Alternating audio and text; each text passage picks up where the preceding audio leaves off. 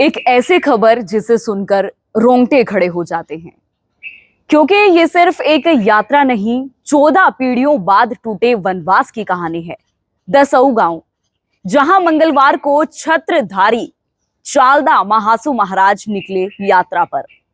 मंदिर से बाहर निकलते ही हजारों श्रद्धालु उमड़ पड़े।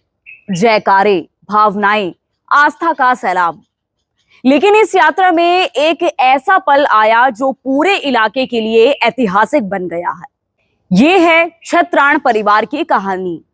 वो परिवार जिसे कभी महासू महाराज का सबसे प्रिय माना जाता था, इतना करीब कि बुजुर्ग कहते थे देवता और परिवार एक ही चूल्हे पर बना भोजन ग्रहण करते थे।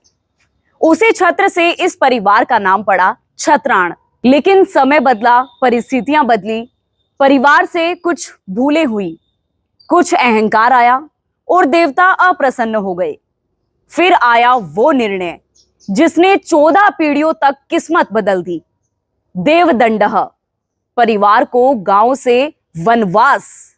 इतना कठोर आदेश कि आने वाली पीढ़ियां भी महाराज की दिशा में आंख उठाकर नहीं देख पाती थी। पीढ़ियां बीती, घर उजड़ गया, लोग बिखरते चले गए। वर्तमान पीढ़ी तो उत्तराखंड के कवानू में बस गई। दसाऊ उनके लिए सिर्फ एक कहानी बनकर रह गया। लेकिन इतिहास खुद को दोहराता है और जब देवता बुलाए तो वापसी निश्चित होती है। कुछ समय पहले महासू महाराज उत्तराखंड के बावर क्षेत्र में थे। वहीं उनके गुरु ने अचानक एक ही बात कही। महाराज ने अपने वनवासियों को वापस बुलाने का संकेत दिया।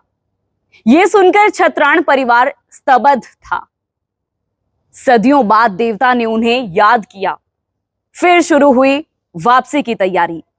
दसाऊ गांव बुलावा भेजा गया। परिवार का पूरा घर अब सिर्फ पत्थर और अवशेषों में बचा था।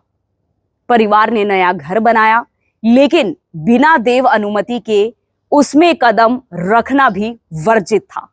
और फिर वो ऐतिहासिक मंगलवार आया। चालदा महासू महाराज खुद छत्राण परिवार के नए घर में पधारे। जैसे ही महाराज दहलीज पार करते हैं, 14 पीढ़ियों का वनवास समाप्त। परिवार की आंखों में आंसू बह निकले। गांव ने अपने बिछड़े लोगों को गले लगाकर वापस अपनाया।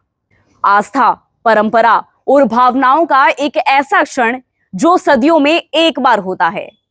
आज रात महासू महाराज छत्राण परिवार के घर विराजमान है और इस परिवार के लिए इतिहास फिर से लिखा गया है।